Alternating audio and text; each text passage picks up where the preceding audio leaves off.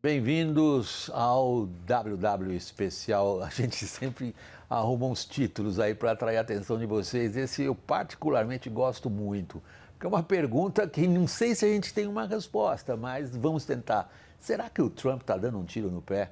O que nós estamos propondo de pauta hoje, como se fala na gíria jornalística, para esse programa semanal, é dar uma espiada, é um balanço, como se falava antigamente. É um balanço desses primeiros momentos de Trump na presidência dos Estados Unidos, o que ele está conseguindo, não conseguindo, o que isso daí promete. Então, três são, como sempre, os participantes da nossa roda. Começa a apresentação deles por Kelly Mayman Hawk. Já agradeço, muito obrigado, Kelly, à disposição de fazer parte do nosso programa. Ela é economista, conselheira sênior da consultoria McLarty Associates em Washington, de onde ela está falando remoto, por sinal. Foi diplomata americana na Colômbia e no Brasil, trabalhou na Casa Branca como encarregada das relações comerciais entre o Brasil e os Estados Unidos. Muito obrigado igualmente a você, Guilherme Casarões, está aqui conosco no estúdio em São Paulo. Ele é doutor em Ciência Política pela USP, mestre em Relações Internacionais pela Unicamp, professor da Fundação Getúlio Vargas. O Guilherme Casarões também é pesquisador do Observatório da Extrema-Direita. Conosco, o terceiro participante na roda é o Marcos Ianchi. Obrigado, Marcos, igualmente por encontrar tempo para nós. Marcos Ianchi é professor sênior de agronegócio do INSPER, coordenador do Centro INSPER Agro Global, é um especialista em sistemas agroalimentares globais, comércio internacional e sustentabilidade. Kelly, qual é a sensação? É muito subjetiva a pergunta, fique à vontade, feel free. Qual é a tua sensação em Washington? Trump está dando um tiro no pé ou, ao contrário, é um êxito formidável? Olha, êxito não diria, porque é muito complicado. Eu acho que estamos vendo vários exemplos de overreach, ou seja, que ele está puxando os limites do poder presidencial. O único problema é que temos um Congresso, pelo menos do lado republicano, que não está realmente puxando contra essa dinâmica. Tem muito medo de ir contra o presidente. E, por outro lado, os democratas, para falar a verdade, eu acho que pelas primeiras 2 semanas ficaram em choque um pouco, porque estão com olhos nos midterms, que vai ser em 2 anos, que realmente tem muito interesse em tentar de ganhar de novo, pelo menos a Câmara Baixa aqui nos Estados Unidos, e temos muitos distritos que a gente chama de swing, que são entre o azul e o vermelho, entre os partidos. Então, eu acho que estavam sendo, durante as primeiras 2 semanas, bastante cuidadosa. Eu acho que a dinâmica mudou em alguma razão por causa do rol que está jogando Elon Musk, porque o Trump, ele ganhou decisivamente, né? Então tem um certo medo nos republicanos e os democratas ir contra as políticas deles, inclusive porque algumas dessas políticas pode ser que a maneira dele fazê-lo, falando das tarifas, falando de vários assuntos, a maneira que ele faz é agressivo, talvez não apoiem, mas, no final das contas, temos a grande maioria dos americanos que está apoiando que o Trump toma medidas mais agressivas no lado de imigração e até 46% dos americanos estão apoiando botar tarifas mais altas. Ou seja, tem apoio para assim, várias partes das medidas que ele está tomando, a maneira que ele está fazendo é o que faz todo mundo meio nervoso, mas Elon Musk e as medidas que ele está tomando são também muito, muito fora do normal. Entrando no Tesouro, assim, basicamente entrando no USAID, que faz todos os programas de desenvolvimento internacionais dos Estados Unidos, e começando a basicamente tentar de apagar essa entidade. Tudo isso está sendo feito por alguém que não recebeu nenhum voto do povo americano. Eu acho que isso está mudando a dinâmica um pouco. Eu acho que os democratas estão, por isso, assim, se organizando um pouco melhor, porque estamos agora com menos que 3 semanas, né, nesse negócio. Então, demorou um pouco, eu acho, para tentar de se organizar melhor. Estamos chegando a este ponto, William. Ela tem a descrição inicial que ela faz na intervenção da Kelly até aqui, coloca a gente diante do seguinte: apoio por enquanto ele tem, não há dúvida. Agora, o que acontece quando um cidadão privado como Elon Musk tem acesso e a capacidade de fazer o que ele quiser dentro de uma administração federal como essa? é absolutamente inédito, mas quase tudo que nós estamos vendo é inédito. Mas aí a pergunta que está de pé é a seguinte: esse inédito do novo normal, a gente vai ter que se acostumar com isso, vai levar ao quê? William, é muito difícil avaliar. Não, eu sei que é difícil, mas é o que está na cabeça de todo mundo. Todo mundo está se perguntando isso. Isso é realmente um programa dedicado a essas dúvidas. Eu acho que está na cabeça de todos nós. Vem cá, ele está fazendo tudo isso. E o que vai acontecer? Deixa eu contribuir também para organizar essa dificuldade que a gente está tendo de acompanhar até o que o Trump vem fazendo ao longo das últimas semanas. Eu diria que existem duas questões fundamentais para a gente olhar nesse momento. Primeiro, internamente existe uma briga. Que não é uma briga de republicanos moderados contra o Trump, mas é uma briga dentro do próprio gabinete do Trump. Quando ele chega à presidência em 2017, ele se cercou de evangélicos, basicamente, que faziam parte de uma direita cristã republicana, porque ele mesmo não tinha controle nem apoio tão ostensivo dentro do partido. Nesse retorno à Casa Branca, 8 anos depois, o que a gente vê é um Trump que tem, de um lado, os chamados MAGA, né, que são aquele grupo mais nacionalista, reacionário, ligados ao movimento do Make America Great Again, aquele bonezinho vermelho indefectível que a gente viu em vários comícios.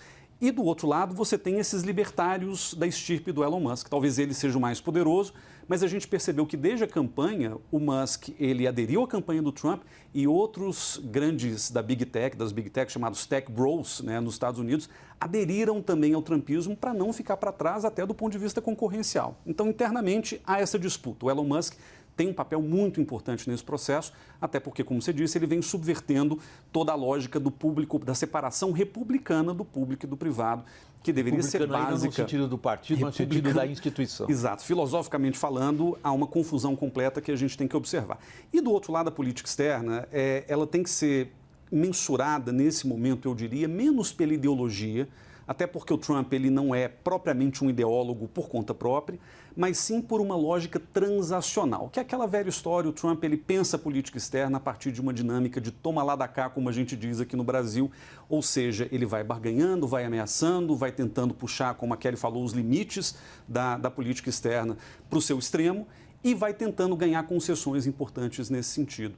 Então, internamente há essa briga ideológica, externamente a cabeça dele é o livro que ele escreveu lá em 1988, A Arte da Negociação, em que ele explica em detalhes como ele negociava na época de mercado imobiliário nos Estados Unidos.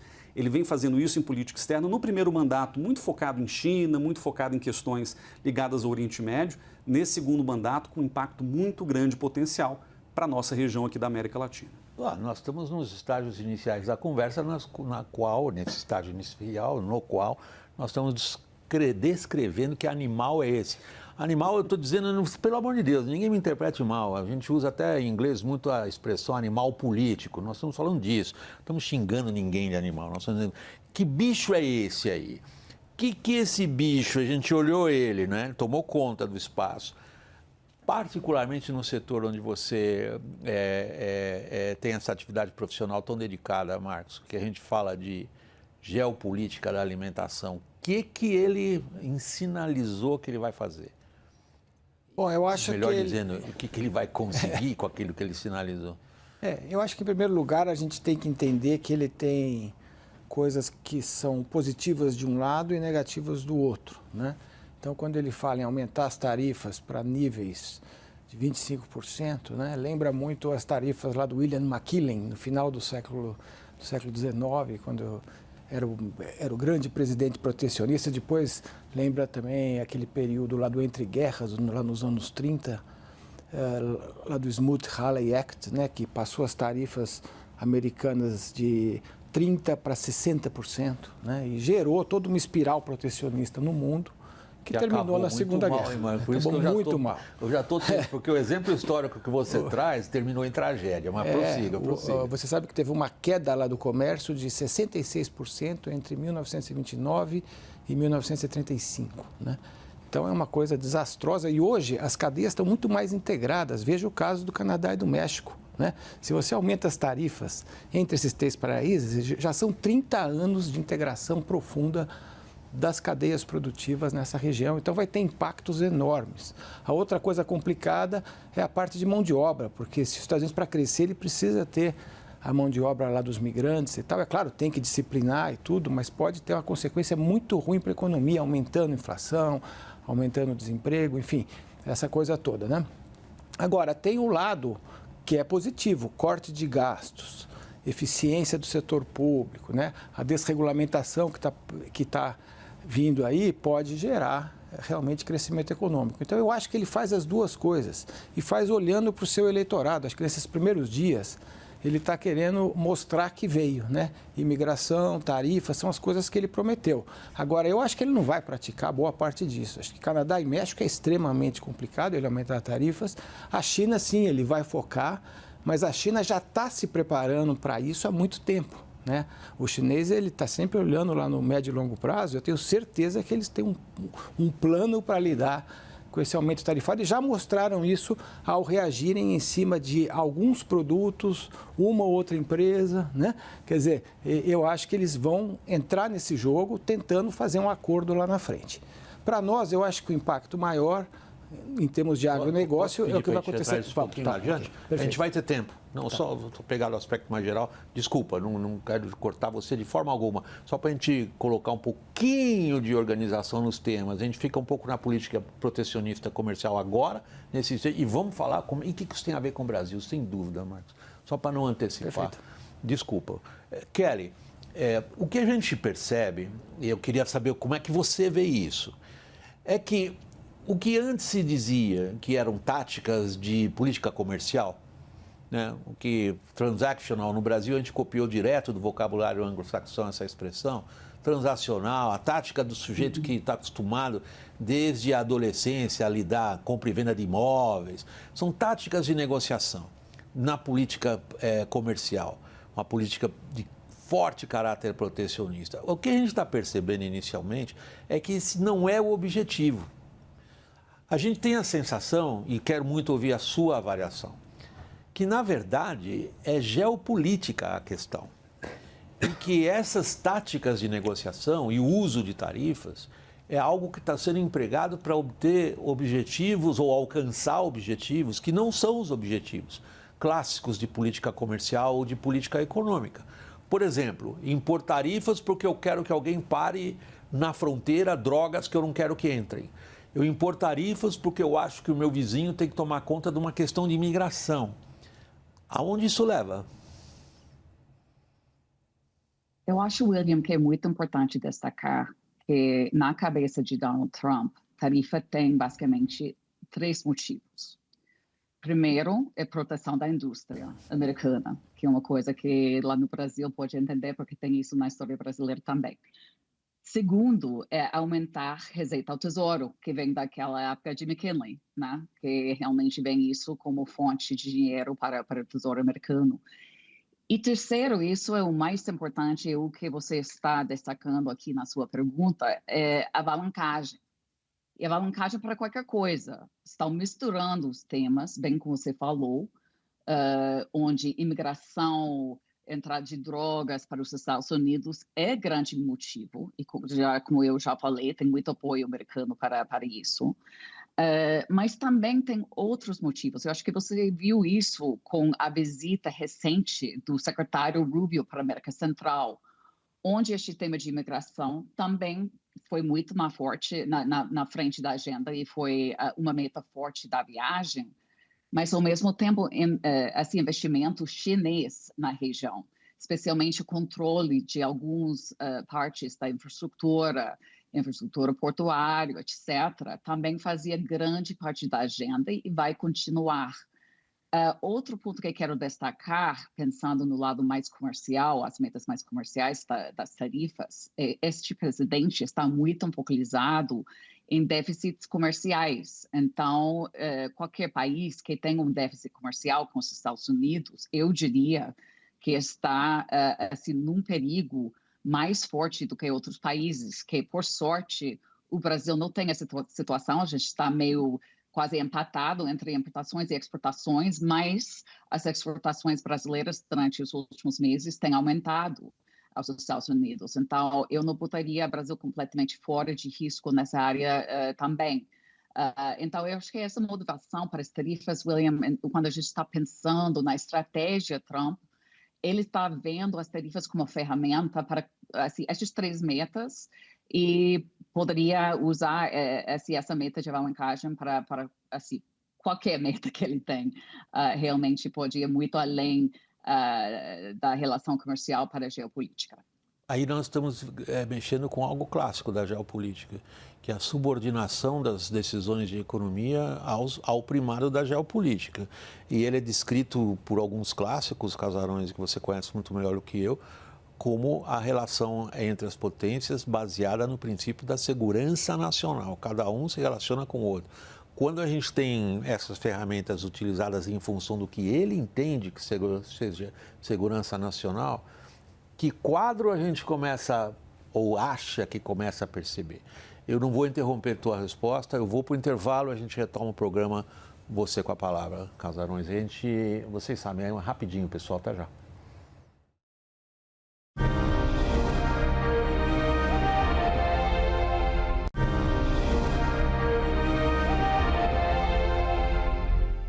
De volta no intervalo, WW Especial. Só lembrando super rápido o que ficou parado de pé ao final do primeiro segmento do programa, Guilherme Casarões. A utilização desse tipo de ferramenta sob o primado da geopolítica sugere que cenário? William, esse é o corolário clássico do pensamento realista de relações internacionais ou da realpolitik, a ideia de que a função de qualquer Estado no mundo é avançar o seu interesse nacional, geralmente na forma da segurança, da busca pela segurança internacional. E a gente tem visto esse mundo voltar. Esse mundo tinha acabado 30 anos atrás, com o advento da globalização. Ninguém dava mais nada para poder militar. A própria relação dos Estados Unidos com a América Latina era baseada quase que exclusivamente numa lógica de acordos comerciais. Queria-se criar aquela famosa área de livre comércio das Américas ali na década de 90. Mas já faz alguns anos, eu diria uns 15 anos, desde a crise econômico-financeira de 2008, em que a gente entrou numa lógica que a gente poderia até chamar, William, um conceito que vem se popularizando, de uma lógica geoeconômica. É a geopolítica clássica, muitas vezes, mas com a gramática do comércio. Então, o comércio ele serve não para acúmulo mercantilista de ouro, como foi no passado, mas o comércio ele serve como arma para você explorar a chamada interdependência entre os países do mundo a seu favor. Muitas vezes prejudicando as cadeias globais produtivas, muitas vezes colocando em risco a própria segurança de outros países em função dessas viradas comerciais que o Trump vem fazendo. O Trump ele não é o pai desse mundo geoeconômico, mas ele é certamente um dos seus frutos mais vistosos, porque afinal de contas o mundo que nasce ali de 2008, ele vai ver o regresso do nacionalismo, o regresso do protecionismo, e o Trump ele é uma figura que de alguma forma representa esses movimentos. O que isso pode trazer para o mundo? É difícil de novo avaliar, mas a impressão que eu tenho é que a volta do Trump à Casa Branca, nessas circunstâncias do mundo de hoje, acirra novamente uma disputa entre grandes potências. Foi o gatilho necessário para que a gente visse o retorno de uma lógica concorrencial muito perigosa entre China e Estados Unidos. A gente não sabe para onde essa guerra comercial vai caminhar, se é que vai ser uma guerra comercial, mas a gente imagina que sim. Bom, já é uma guerra comercial desde 2017, mas a gente tem visto esse tema voltar, como o Marcos mesmo falou. A gente pode ver uma disputa por Taiwan voltar a aparecer no horizonte, que é muito perigoso. A gente tem visto o Trump dando declarações absolutamente controversas sobre a situação do Oriente Médio, e a gente não sabe como que a doutrina Trump vai impactar sobre a realidade de uma região que é historicamente muito problemática, inclusive para os Estados Unidos. E acho que a grande novidade que a gente vê entre o primeiro mandato do Trump e agora esse retorno é justamente o papel que a América Latina participa nesse processo. Ou seja, a gente vai ter que ver como que essa lógica geoeconômica aplicada a uma região do mundo que não era exatamente prioritária para os Estados Unidos vai reagir diante dessas mudanças muito rápidas que a gente tem acompanhado nas últimas semanas. Geoeconomia, essa mistura de geopolítica e economia. Os primeiros passos que o Trump deu nesse setor específico, nós vamos pegar o Oriente Médio e vamos pegar o Brasil, Marcos, prometo. Você ainda ficar um pouquinho no geral ainda. Você como especialista nesse setor, que força, que peso Trump tem na condução dessa geoeconomia? O que você acha que ele consegue? Ele está colocando a questão das tarifas de novo, né? E ele coloca num formato que a gente chama de friendshoring hoje. Quer dizer, ele vai escolher com quem que ele vai fazer o jogo, né? E esse jogo pode ser feito realmente por diferentes maneiras, pode ser diferentes produtos, pode ser também toda essa questão agora que ele coloca de lá de países, né? Então ele pega um, não pega o outro. O que eu vejo é assim, se ele aumentar essas tarifas, né, sobre a China vai reagir, né, talvez mais seletivamente, de uma forma mais cirúrgica, mas ela pode também colocar tarifas sobre produtos agropecuários, por exemplo, né, e do agronegócio, como fez em 2017. 2017, só para lembrar aqui, até então os Estados Unidos era o grande fornecedor da China. E depois do primeiro lote de aumento tarifário, que foi em torno de 10%, 12% de tarifa, nós ultrapassamos a China e hoje somos o dobro que os Estados Unidos na exportação para a China. Somos o primeiro fornecedor de vários produtos que os americanos eram líderes na China, né? Agora ele colocou mais 10%, né, em todos os produtos da China. Se a China reage da mesma forma, isso pode abrir mercados adicionais para a gente. Agora, então, só se eu ver se eu entendi corretamente, ele está realmente mexendo com a estrutura. Ele está aumentando as tarifas para um país ou para outro e na China ele fez sobre muitos produtos, né? A China reagiu fazendo sobre alguns produtos estratégicos e empresas, esse tipo de coisa, né? São modos totalmente diferentes, porque tudo que esses dois países estão fazendo rasga todas as regras de comércio desde a criação do GATT, o Acordo Geral sobre Tarifas de Comércio em 47, que os Estados Unidos que promoveu junto com a Europa, né, e que depois virou a Organização Mundial de Comércio. Tanto que a China, quando recebeu essas tarifas, já falou, eu vou colocar um contencioso lá na OMC que não vai levar a nada, porque essa é uma das organizações inoperantes do mundo de hoje, né? Mas, enfim, ele está fazendo uma coisa que vem contra o que os Estados Unidos fez durante 70 anos, do que o mundo fez, não tem para quem reclamar. A questão é saber se ele vai manter tarifas sobre todos os produtos e se a China vai para esse jogo ou não. Se ela for, a gente pode ganhar mercados adicionais na China, no agronegócio. A China já é o nosso maior cliente. Hoje, 40% do que a gente exporta em agro vai para a China e são basicamente produtos cujo maior concorrente é os Estados Unidos. Agora, também pode acontecer que a China fale, eu não vou mexer com isso por enquanto, né? Eu vou fazer outros tipos lá de políticas, atacando empresas, outras coisas, e daí então não vai ter tanto impacto. Ou pode também acontecer que tenha impacto e que eles façam um acordo lá na frente e isso acabe afetando a gente. Portanto, eu acho que não dá para dizer nesse momento, da forma como essas coisas estão vindo nessa semana, exatamente o que vai acontecer. Ele vai trabalhar tarifas, mas as tarifas são muito perigosas, né? E são principalmente perigosas para o mercado americano, né? Aumento de inflação, perda de competitividade das indústrias frente ao mundo, porque ele quer beneficiar a indústria americana, mas ela será menos competitiva do que ela é hoje se tiver tarifas nessa faixa de 20%, 25%, que eles não tinham nos últimos 70 anos. O que o Marcos disse para a gente é altamente preocupante, Kelly. Tanto pelos exemplos históricos, quanto pela realidade agora dessas primeiras 2, 3 semanas de Trump na Casa Branca. É perigoso, uma palavra que se usou várias vezes. Foi perigoso lá atrás, o que ele está fazendo contraria o que a gente teve nos últimos 70 anos, não se sabe o que vai acontecer, essa é uma afirmação que você fez várias vezes também, Marcos. Da sua perspectiva aí em Washington, Kelly, quando o Marcos Young disse é perigoso, sobretudo para os Estados Unidos, não parece ser assim que Trump encara. Ele está equivocado?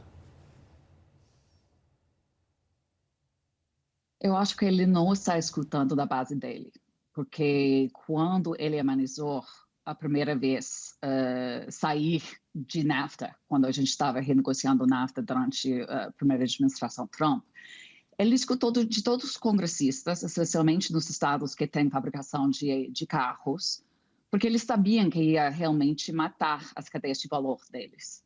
E bem como eu falei antes, temos uma timidez agora, que até quando ele estava amenizando essas tarifas de 25% contra o México e contra o Canadá, realmente tinha muito pouco assim, conversa com respeito a isso. No final das contas, eu acho que o Congresso americano estava apostando que ele estava usando isso como estratégia de negociação. No final das contas, foi o caso.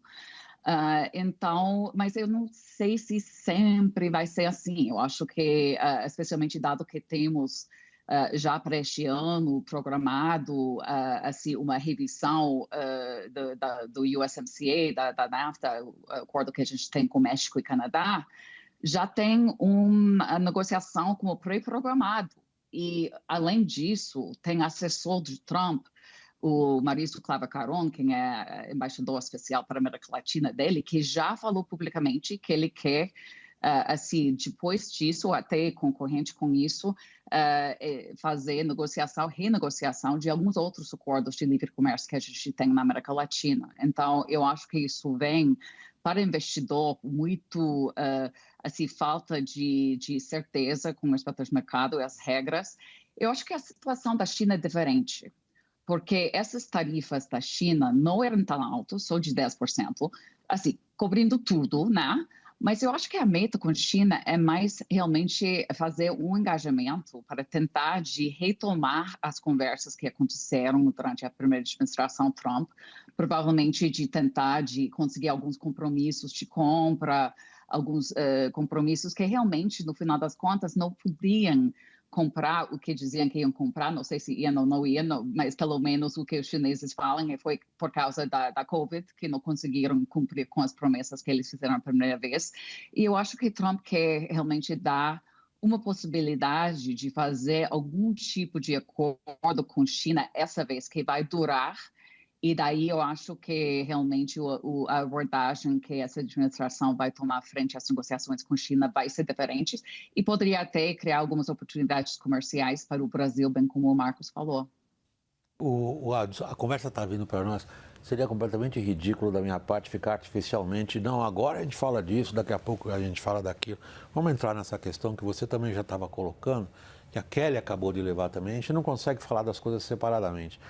A relação Estados Unidos com a China, a relação Estados Unidos com a América Latina, nossa com os Estados Unidos, está tudo misturado e caiu de novo o intervalo, o Casarões. Mas acho que é melhor a gente ir para o intervalo e daí você retoma. E eu queria que você usasse a palavra perigo. Quando a gente fala na relação comercial e geopolítica, Estados Unidos, América Latina, em função da China e do protecionismo, qual é o perigo para nós? A gente já volta, pessoal, é rápido. Até já.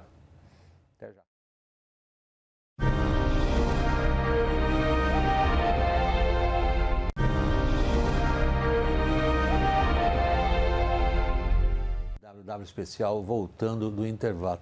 Vamos botar em linguagem popular, qual é o tamanho da bronca?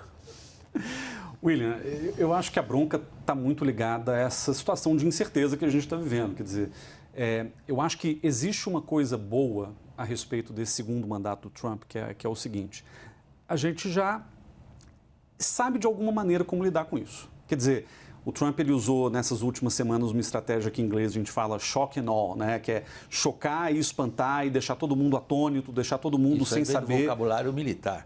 Isso é uma estratégia de combate. Uma estratégia de combate, exatamente. Então o Trump ele se valeu disso, até agindo muito rapidamente. Para qualquer pessoa que já tinha lido tal projeto 2025, que eu até recomendo que a audiência consulte lá, que é um calhamaço de 900 e tantas páginas, sobre como esse governo conservador vê os Estados Unidos, vê a burocracia, vê o futuro das relações com o mundo e tal. Vale muito a pena dar uma olhada, porque muito do que ele tem feito é baseado em algo que já está escrito, já está, de alguma forma, precificado e planejado. Agora, qual que é o grande perigo para nós? A incerteza, de um lado, é um problema, mas eu acho que mais do que incerteza, para o caso do Brasil, é a gente não dispor de instrumentos suficientes para lidar com a estratégia de política econômica ou de política externa do Trump. E eu me explico. O Trump ele tem um aliado de primeiríssima hora aqui na região chamado Javier Milei, da Argentina. E o Milei já deu sinais variados de que toparia abrir mão do Mercosul caso os Estados Unidos oferecessem um bom acordo comercial com a Argentina bilateral. Então, a gente já tem aí um problema a mais, que é como a gente vai endereçar a questão do Mercosul, ou a questão da integração regional, do comércio regional, sem o Mercosul, ou com o Mercosul completamente esvaziado ou até mesmo extinto. Problema número 1. Problema número 2. O Lula tem uma popularidade declinante diante de uma situação eleitoral para 2026 complicadíssima para o governo, popularidade despencando, dificuldade de comunicação e se tem alguma coisa que o Trump traz de novidade para a política nacional, é a sua relação até em nível familiar com o bolsonarismo. Então, há a possibilidade do fortalecimento de uma alternativa de extrema-direita ou de direita radical, conservadora, como queiram, que vai dar um sufoco para o governo Lula em 2026, principalmente amparado pelo sucesso eleitoral do Trump agora. Então, tem toda essa mística, né, de que o que acontece nos Estados Unidos se repete no Brasil um tempo depois. E eu acho que, do ponto de vista eleitoral... O Musk ganha a eleição na Alemanha, dia 23 de fevereiro. Mas isso é outro assunto para outro programa. Mas a gente vai ter... acho que tem esse elemento que eu acho complicado, que é a reprodução dos problemas eleitorais de lá, do lado de cá. E aí tem um terceiro perigo. Elon Musk. Você falou dele pensando Alemanha, mas o Elon Musk ele tem uma briga quase que pessoal com o Brasil em função da crise com o ministro Alexandre de Moraes um tempo atrás a respeito da sua plataforma de rede social X. É a mesma crise que ele tem com a Alemanha. Que é um problema de regulação de redes sociais. A Kelly tinha falado no começo que o Elon Musk está conseguindo avançar a sua agenda pessoal dentro do governo de maneira inédita e nessa questão de regulação de conteúdo de rede social, por mais que os tech bros tenham se juntado agora em torno do governo Trump, eu acho que é um risco para a regulação europeia e para a regulação brasileira. Então, o Musk ele pode virar os seus canhões para o Brasil em algum momento, representando um outro desafio de ordem até da confiança no judiciário, da relação do judiciário com o governo Lula. Quer dizer, existem implicações políticas profundas que podem advir desse novo mandato do Trump e para o qual o governo, as instituições políticas, no sentido geral, têm que dar atenção. Então, o Marcos certamente vai falar das questões econômicas, mas do ponto de vista político e geopolítico, tem todos esses elementos que a gente tem que contabilizar. Venezuela, que eu acho que é um tema à parte, também é um problema que pode nos dar alguma dor de cabeça no futuro, a depender de como o Trump e o Marco Rubio, o secretário de Estado, queiram lidar com uma situação política que já se arrasta há mais de uma década naquele país. Você, de jeito nenhum, é alguém que pensa só dentro da caixinha, Marcos. A gente conhece o seu trabalho. E fique à vontade para você colocar esses aspectos políticos também no que você tem a dizer sobre o perigo que a gente, ou não, que a gente enfrentará. Eu acho assim que no curto prazo ele vai focar na questão da migração que afeta a América Latina para burro, né? E vai ter muita gente deportada e aí vai ver como é que vai acomodar esse negócio lá e aqui, quem que sai, quem que fica. Acho que é isso que eles estão olhando hoje. Mas eu acho que com o tempo eles vão olhar para as questões comerciais, né? E a América Latina tem um comércio extremamente intenso. Você sabe que o maior superávit comercial agrícola do mundo hoje está na América Latina. E não é só dos países do Mercosul, que fazem commodities tradicionais e exportam para a Ásia. Os países do Pacífico todos desenvolveram produtos de valor adicionado muito competitivos para o mercado americano e para o mercado europeu. E eles têm acordos que foram feitos, que são importantes, né, com a América Central, com os países andinos, com o Chile, com o México, né?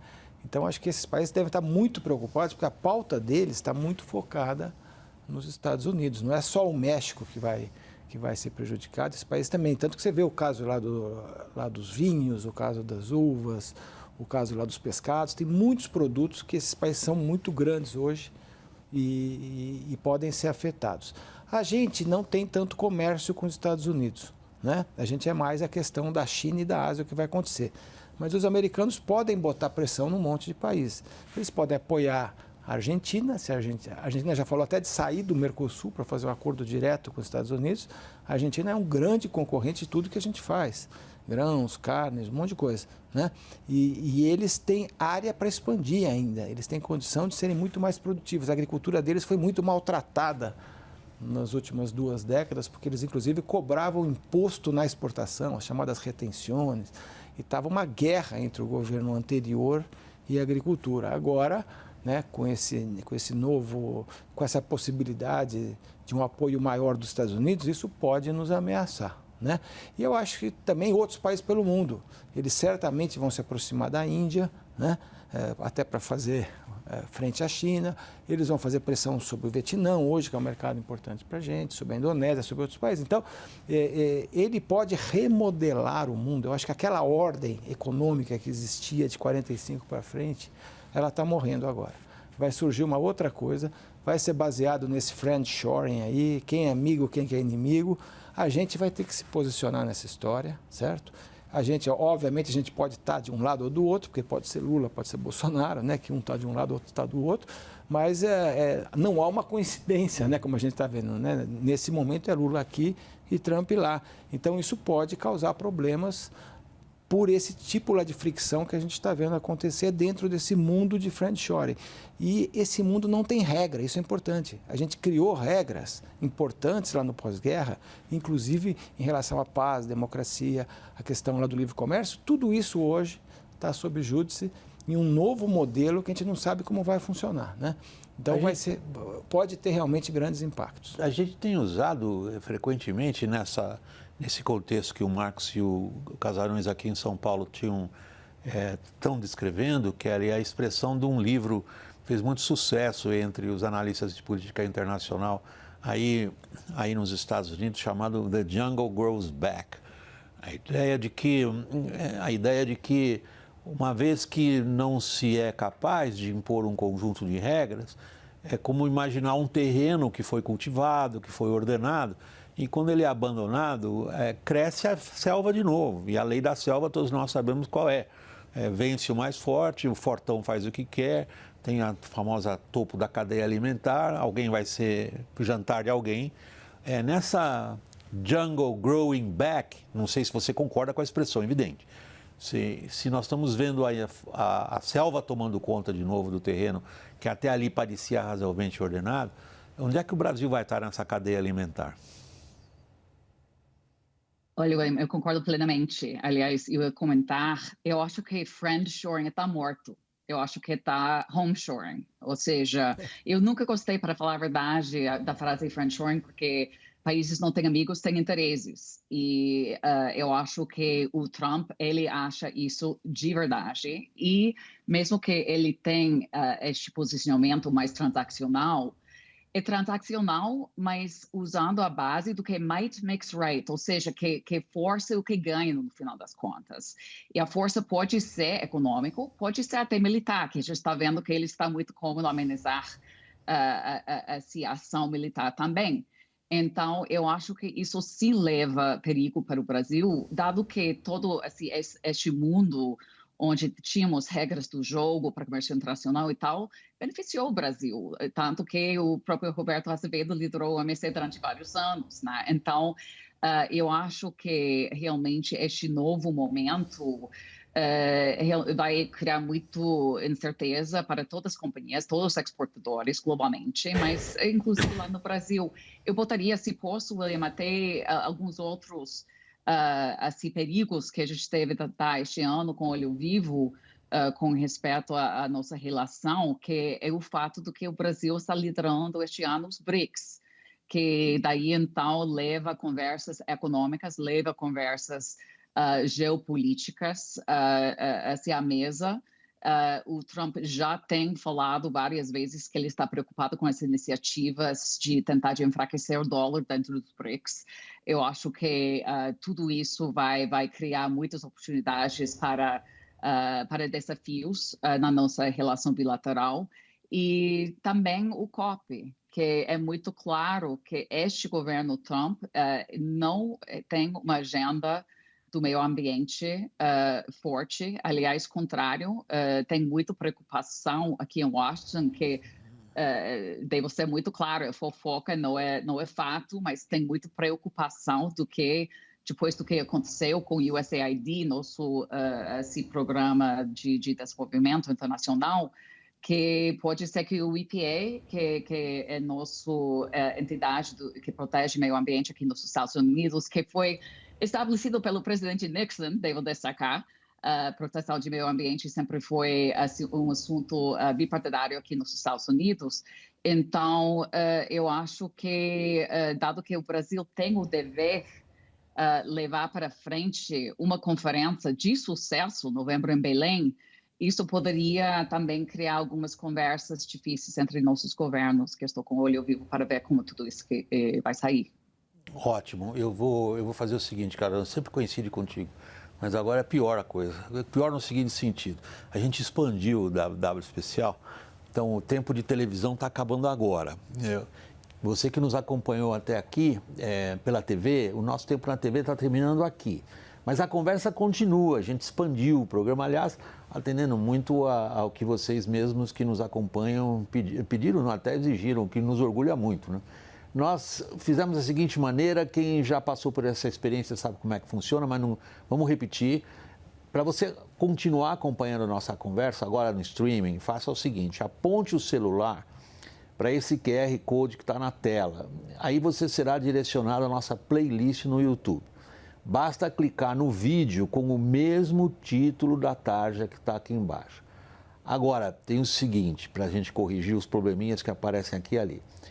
Se você está acompanhando a nossa conversa já pelo YouTube, nesse momento você vai ser automaticamente redirecionado para a conversa estendida. Ou, se preferir, também pode clicar aqui no link da descrição no vídeo e ir para o restante do programa. Então é assim, quem estava acompanhando pela televisão acabou agora, aponta para o QR Code, vai passar para o streaming. Quem já estava no YouTube/streaming, você vai continuar. A gente se vê daqui um instantinho com o Casarões com a Palavra. Sempre coincide com ele no intervalo. Hoje caiu a bruxa com ele. Obrigado, pessoal. Até já.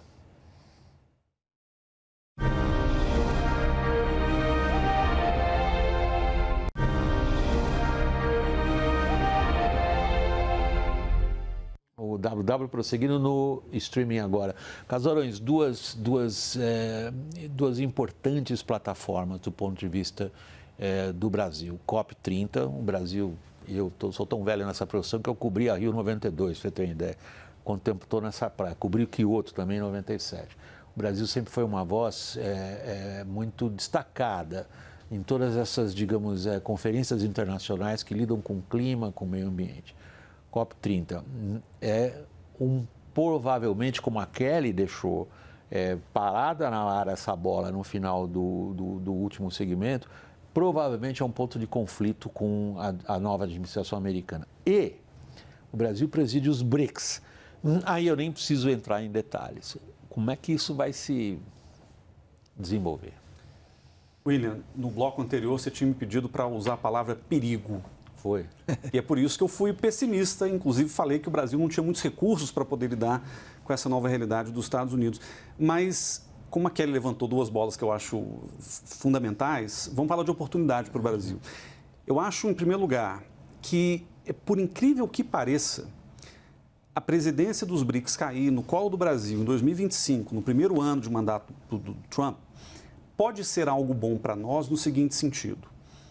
Há um movimento de reorganização dessa lógica geoeconômica global, em que o Sul global tem feito um papel, ou tem tentado se organizar de novas formas.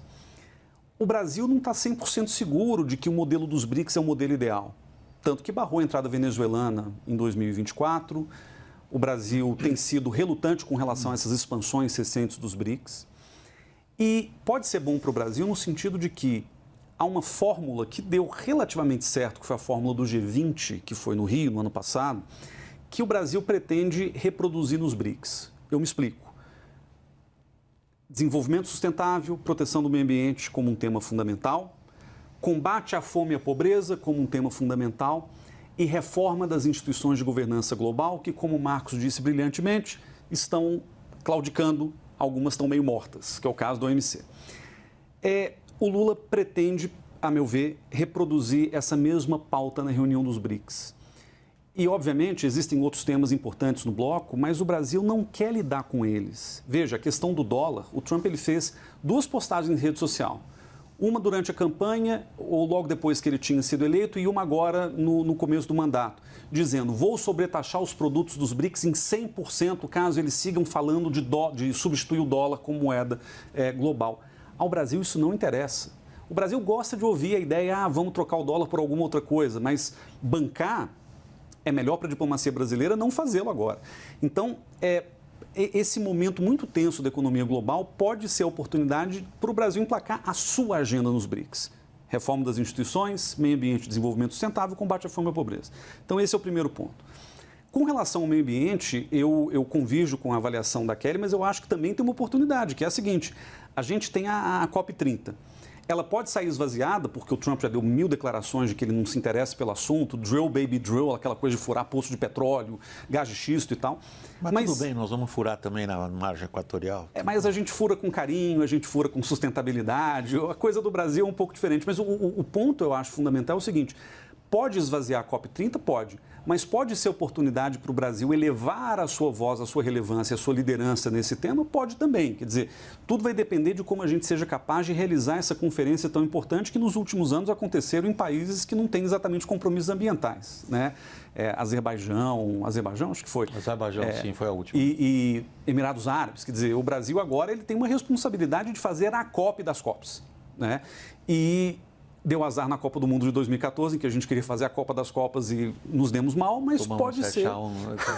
Pode ser que nesse momento a gente consiga fazer a Copa das Copas e isso para o Brasil vai ser importante até para criar um contraponto necessário nesse momento, cada vez mais necessário, eu diria, com relação à própria política ambiental do Trump. O Guilherme Casarões me faz lembrar de episódios da minha carreira de ainda jovem jornalista.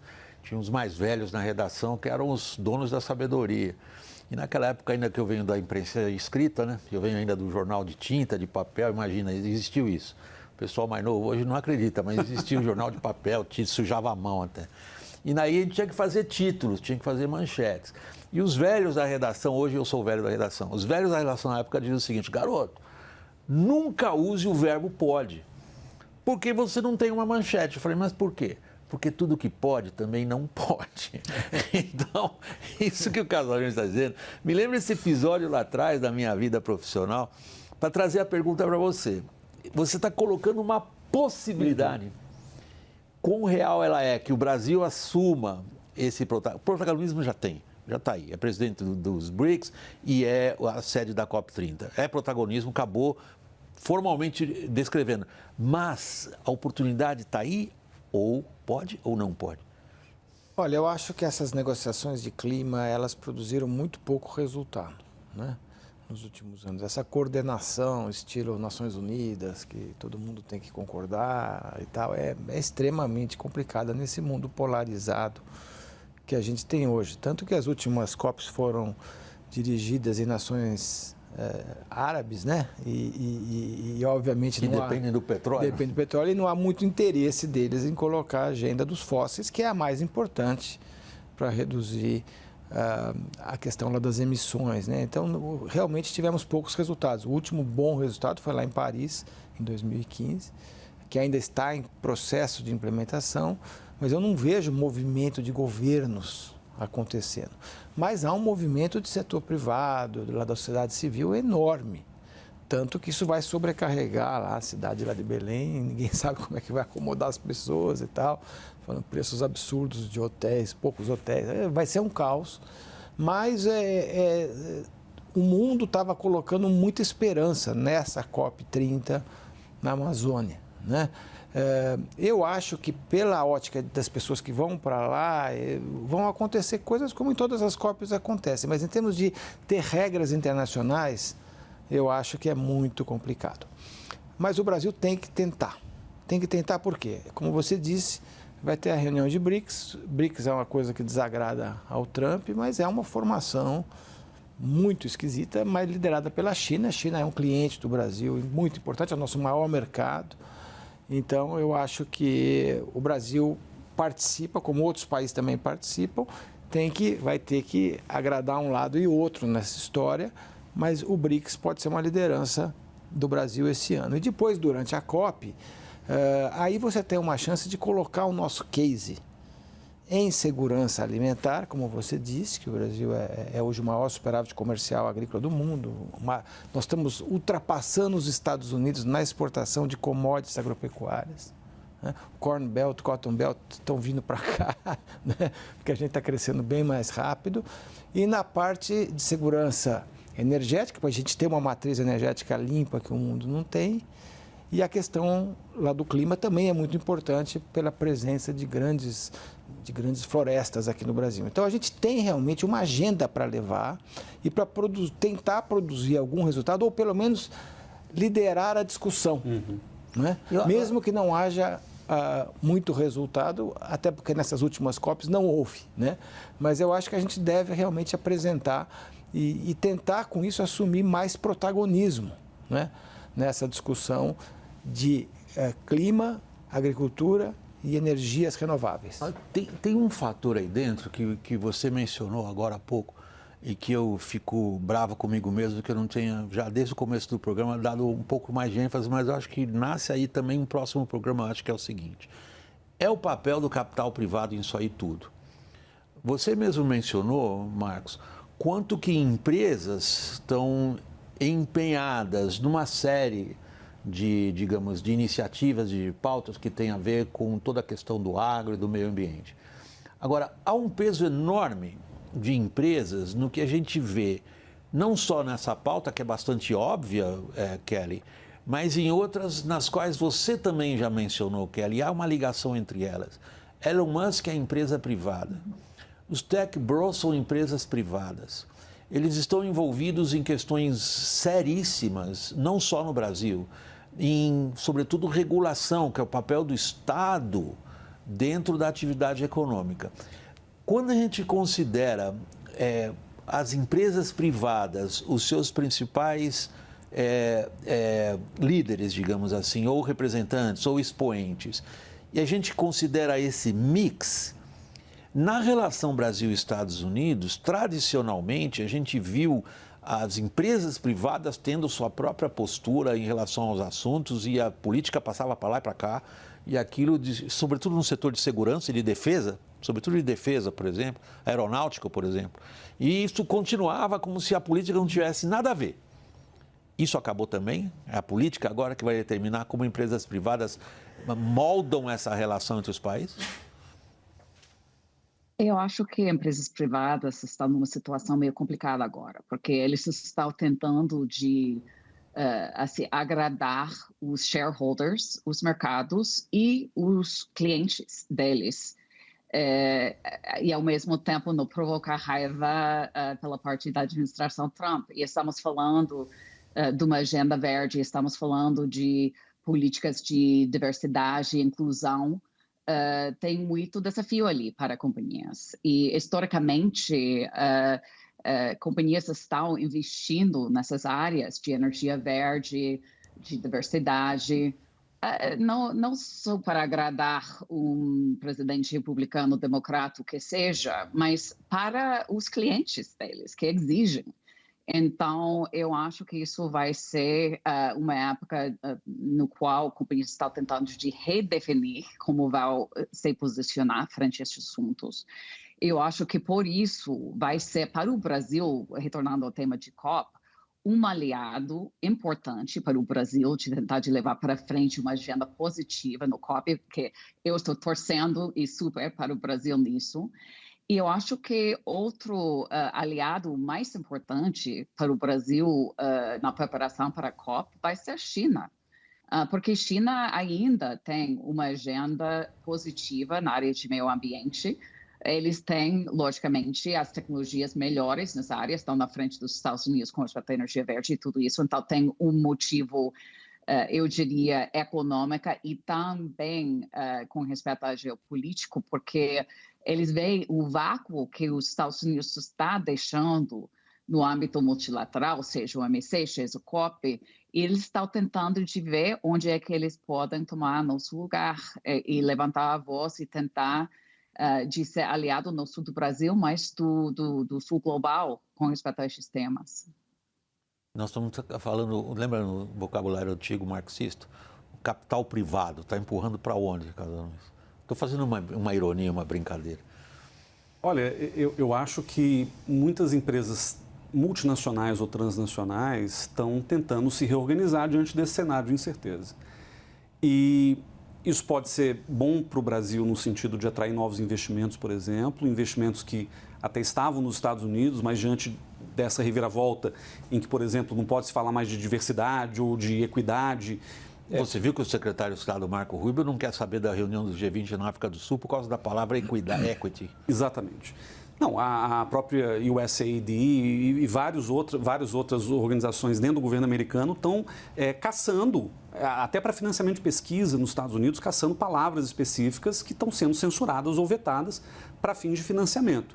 Então, do ponto de vista do capital privado, muitas dessas empresas podem encontrar oportunidades em países com uma economia aquecida, caso do Brasil. Acho que a gente está aproveitando pouco essas oportunidades dadas pelo baixo desemprego, pelo crescimento relativamente alto comparado com o resto do mundo e pelo aquecimento econômico no geral. Então, a gente pode tentar atrair isso, já que, como o Marcos falou, a gente está vendo um redesenho da economia global. Acho que o Brasil tem que tomar medidas e se posicionar para aproveitar as oportunidades que aparecem.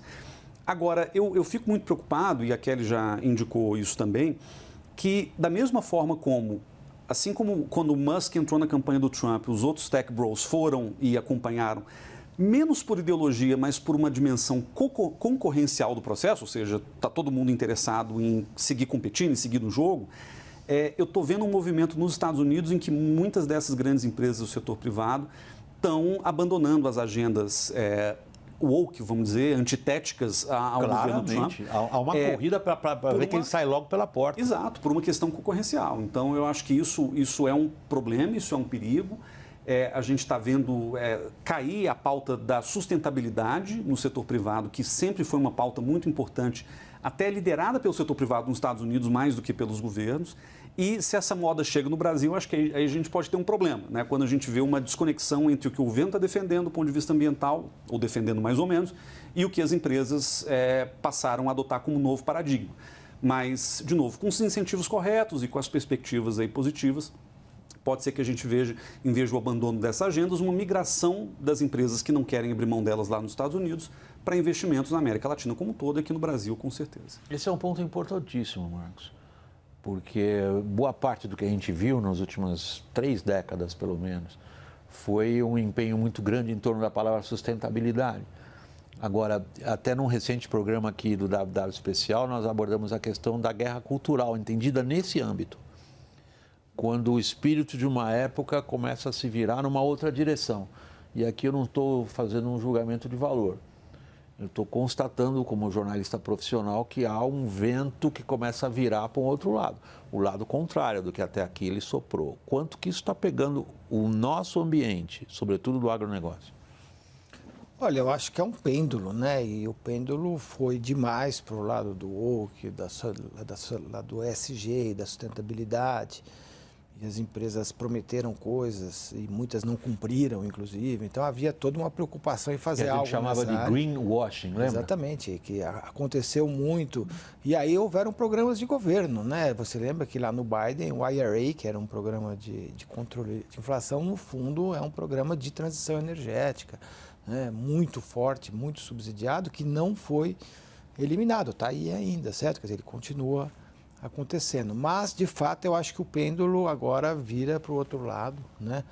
E a gente vai ter menos atenção nessas agendas e a COP lá no Pará já vai sofrer esse impacto, né? Até porque não é só o Trump, você tem vários governos na Europa, em outros lugares, que estão indo na mesma direção lá que o Trump, né?